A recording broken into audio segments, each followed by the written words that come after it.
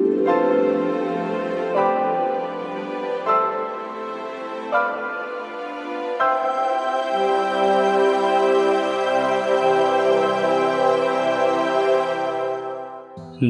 जरहट की हिंदी में आपका स्वागत है। आइए जानते हैं इंद्र एकादशी व्रत कब है, इसका शुभ मुहूर्त क्या है, इसकी पूजा विधि क्या है और इसकी अन्य क्या खास बातें हैं, इसका शुभ मुहूर्त कब लग रहा है। आइए जान लेते हैं विस्तार से। पितृपक्ष में पड़ने वाली एकादशी के व्रत को इंद्र एकादशी कहा जाता है। यह व्रत बहुत ही खास माना जाता है। इंद्र एकादशी का व्रत अश्विन मास के कृष्ण पक्ष की एकादशी को मनाया जाता है। इस बार यह व्रत 13 सितंबर यानी रविवार को पड़ रहा है। मान्यताओं के मुताबिक पितरों की मोक्ष प्राप्ति के लिए यह व्रत किया जाता है। महाभारत में इस व्रत का जिक्र किया गया है। इस व्रत के महत्व के बारे में स्वयं श्री कृष्ण भगवान ने धर्मराज युधिष्ठिर को बताया था। आइए आपको बताते हैं इस व्रत रखने की विधि और अन्य खास बातें क्या है। यमलोक से मिलती है मुक्ति।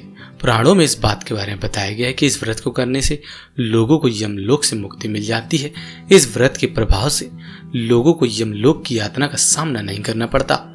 श्राद्ध पक्ष में आने वाली इस एकादशी का पुण्य अगर पितृगणों को दिया जाए तो नरक में गए पितृगण भी नरक से मुक्त होकर स्वर्ग में चले जाते हैं। इस विषय में पुराणों में एक रोचक कथा भी मिलती है।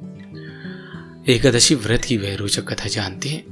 एक समय राजा इंद्रसेन ने सपने में अपने पिता को नरक की यातना भोगते देखा।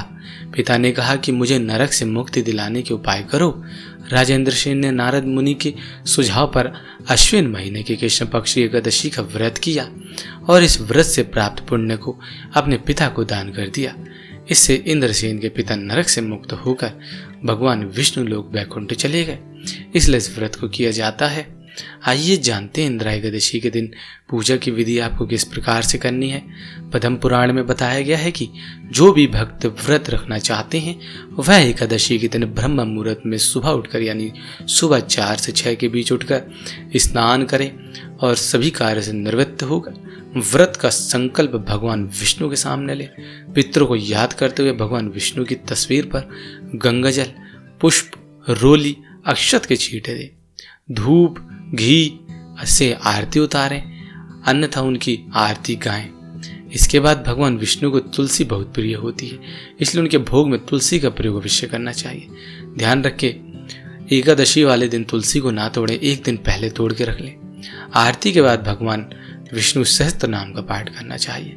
फिर पितरों के नाम का श्राद्ध करें और ब्राह्मणों को अंत में दक्षिणा अवश्य दें, या फिर आप किसी गरीब कन्या को दक्षिणा दे सकते हैं। भगवान विष्णु से पितरों के लिए माफी मांगे और उन्हें स्वर्ग जाने के लिए प्रार्थना करें। आइए अब हम आपको बताते हैं कि इस दिन आपको किन किन कार्यों को करना चाहिए, किन किन कार्यों को नहीं करना चाहिए।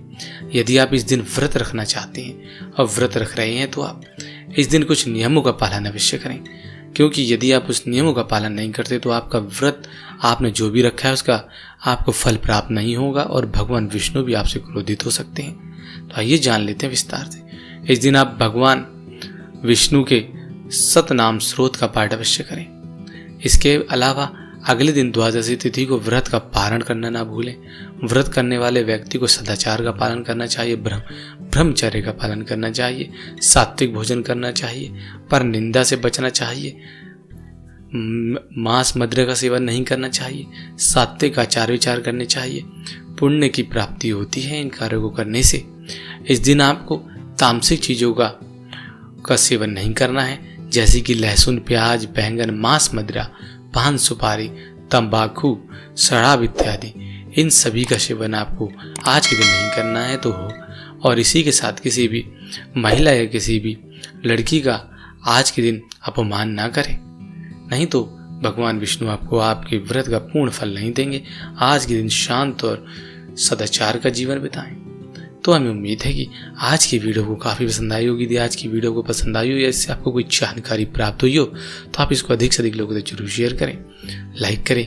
यदि आपने अभी तक हमारे चैनल को सब्सक्राइब नहीं किया है तो आज ही आप सब्सक्राइब कर लें, ताकि आप आने वाली नई वीडियोज़ की नोटिफिकेशन को सबसे पहले प्राप्त कर सकें। हमारे साथ बने रहने के लिए धन्यवाद।